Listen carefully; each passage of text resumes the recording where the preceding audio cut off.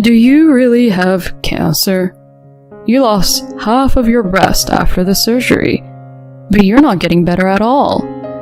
You know what they say, sickness starts with the mind. My husband then filled a bowl full of cold water in the middle of winter, and the next thing I knew, he was dumping that cold water at me with great force. When I was stunned by what had just happened, You better quit it with that look before I come back, and you better fix that cancer with your guts. Understand? he yelled at me and went off to work. I still remember the look on my husband's pale face the next time I saw him. My name is Michaela. I'm 50 years old and a housewife. I have a family of 3. My husband William, who I went to college with, and our only daughter Beth, who has already left home. 2 months ago, I was diagnosed with breast cancer. I've been noticing some discomfort in my body for a little while now. I kept telling myself, I'll go to the hospital tomorrow, the day after tomorrow, the day after tomorrow, and next week. I've been putting my body on the back burner, and this is the result. The cancer was more advanced than I had imagined, and the doctor diagnosed me the lowest stage. But I wasn't too surprised. Maybe I was prepared for it, because this is not the first time I have been diagnosed with cancer. In fact, I had experienced breast cancer 10 years ago. Back then, my husband was working harder than he is now, and our daughter was in junior high school. I was also working part-time, and our ordinary life was changed by my illness. Cancer? What are you going to do about the housework? Beth is still in middle school. When I told my husband I had cancer, the first thing he said to me was this. He's always talking about himself. My husband William was a workaholic and didn't want to burden himself with family matters rather than my illness. At the time, it was still in its early stages and I was only in the hospital for a month or so. They explained that since there were no other metastases, my breast could be preserved. When I explained this to my husband, he said, Why don't you take the plunge and get rid of your breasts? It's not like you need them. I was hurt that he said those terrible words with a straight face. I was only 40 years old at the time, and removing my breasts was a difficult decision for a woman to make. I chose to ignore my husband's words and preserve my breasts. While I was in the hospital, my mother-in-law Lauren helped me with the house. But that too was something my husband forced her to do, so she did it reluctantly. While I was in the hospital, I received daily calls from my daughter on my phone saying, Mom, come home soon. Grandma is so mean to me, I can't take it. My mother-in-law is a serious old-fashioned person, and she yelled at my daughter when she was seen walking down the street with a man when she didn't know. When I checked with my daughter later, she said she was just returning home with some of her classmates after club activities. But Lauren was the kind of person who would get angry over such a trivial matter. I felt sick when I heard that she had even mentioned the color of my daughter's underwear after seeing her laundry.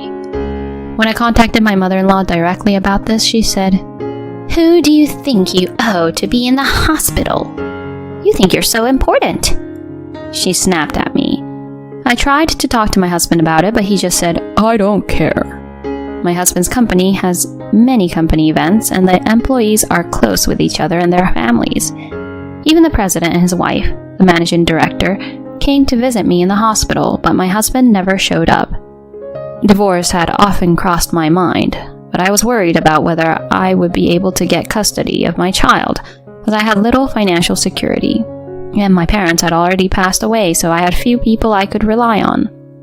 The most important reason was that if something happened to me, I wouldn't know what would happen to my daughter. 10 years have passed since then. I have been in good health with no recurrence of cancer and no major illnesses. Beth, my daughter, graduated from college and moved out to live on her own. She is struggling with a job she is not used to, but seems to be enjoying it. A few years ago, I quit my part-time job and became a stay-at-home mom. No, it was more correct to say that I had to quit. My parents-in-law's house was within walking distance from my house. My father-in-law died of illness a few years ago, and I was left to take care of him mostly by myself.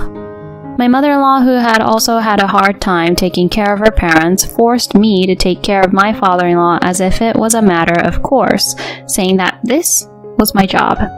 My mother-in-law said she didn't want to take care of my father-in-law, and she didn't want to be involved in that kind of work. Sometimes she called me in the middle of the night and asked me to come immediately. Lauren, I'm not a caregiver professional. Please, let me rest at night. I feel bad for your husband. I complained to my mother-in-law once like this. Then she brought up an incident in the past when I was in the hospital. Do you not intend to pay me back from back then? She was very sarcastic. My husband had a sister, Heather, who was also very vicious. I am a married woman, so I have nothing to do with that family anymore. So she won't care for her father.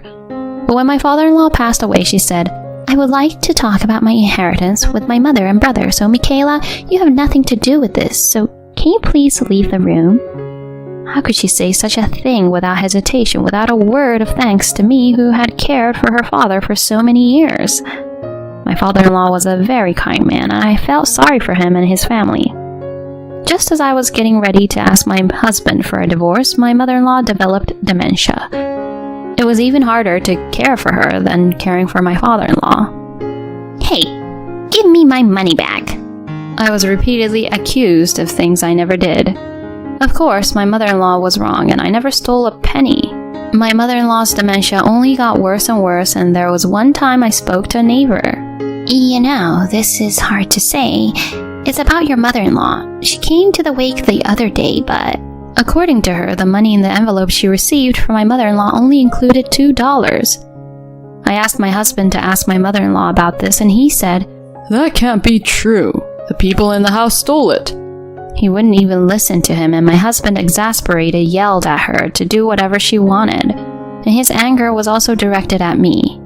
You quit your job and became a housewife, so you better take care of my mom properly. He yelled at me. This made me so angry that I snapped back. Excuse me? Cut the crap. Do you think I quit my job because I wanted to? Of course not. You're always working. But isn't she your parent? You should be the only one taking care of her. Don't blame me for any of this. My normally mild-mannered husband became impatient as I raised my voice in anger. Don't suddenly raise your voice. I'll try to help out more, well, I'm sorry. But his apology was only temporary. He took time off work to accompany my mother-in-law to the hospital a few times. But he couldn't take that many days off, so he went back to his old self, and things went right back to the way they were. I had noticed some discomfort in my body at that time, but with my mother-in-law to take care of, my trips to the hospital became more and more distant. By the time I went to the hospital because I was feeling so ill, the cancer had already taken over my body. This time it had metastasized, and I chose to have one of my breasts removed. The reflection in the mirror made me feel like I was no longer a woman. I cried many times. But when I was discharged from the hospital, my husband's words to me were, in a sense, what I had expected. I was to stay at home until the next treatment, and the doctor told me to rest. Still, you could at least take care of Mom. If they took your breasts out, you must be cured by now. The day after I was discharged from the hospital, my husband says such things to me with a sigh as I lay in bed. I can't do it, no matter what you say. Besides, the cancer isn't cured and I'm still sick.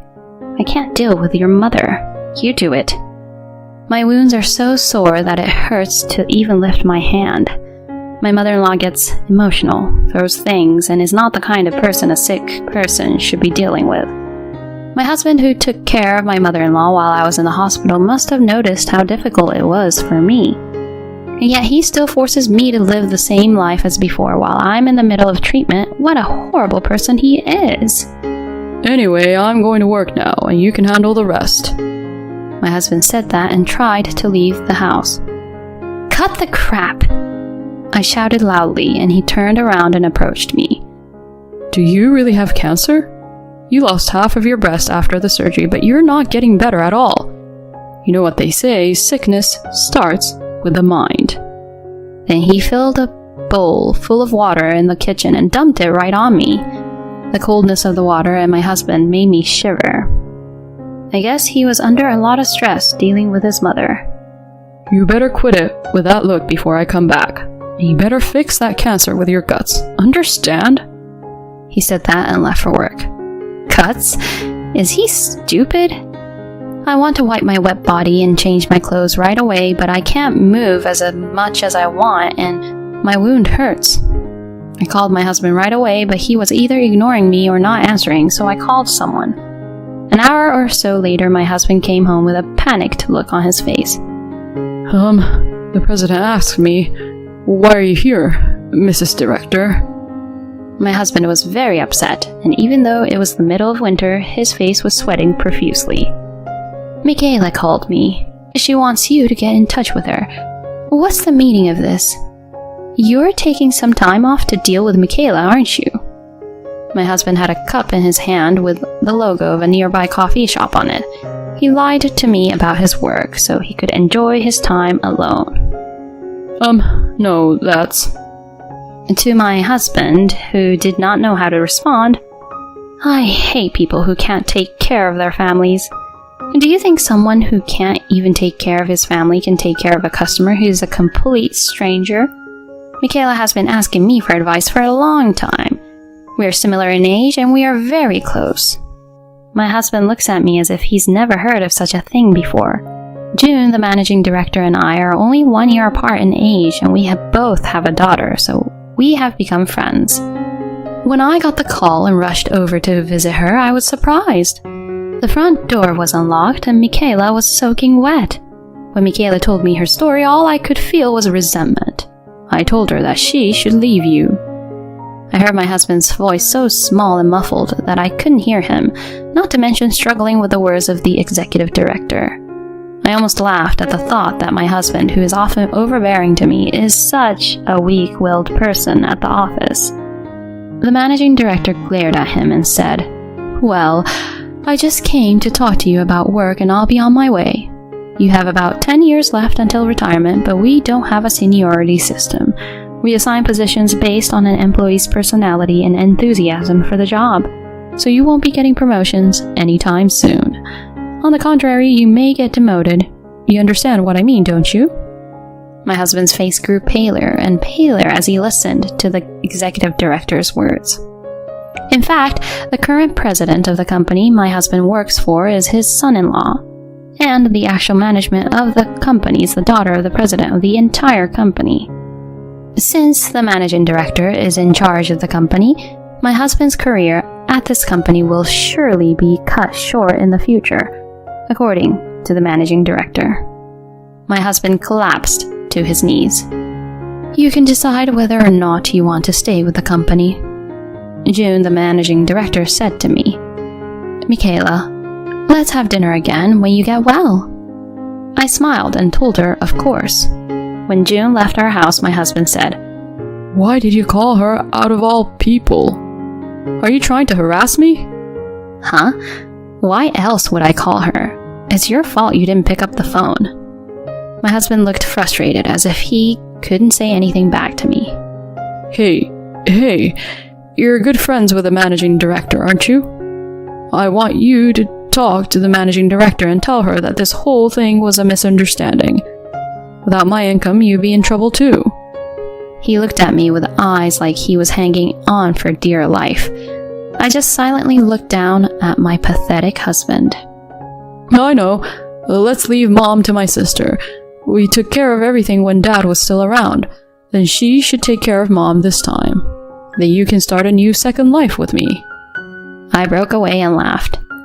I wanted to tell you something when I got out of the hospital. My husband's eyes lit up at my words. "Tell me anything," he replied so happily, and I said to him, "Please, divorce me." I looked my husband straight in the eye and said coldly, "Did you think I was going to beg you for something?" Hearing the word divorce, my husband widened his eyes. "Why?" is all he could say from the shock. "Did you think I didn't know what was going on? I heard that you called Beth the first day I was admitted to the hospital and tried to get her to take time off work to take care of you and your mother. Don't you dare make fun of me. When I got the call from my daughter, I was gutted. This idiot husband was going to make our daughter take time off of work to take care of his mother. My daughter obeyed my advice to ignore him, and when she didn't respond, my husband gave up and was left to deal with his mother. I had resigned myself to the fact that this was my destiny in life, but I still don't want to live like this.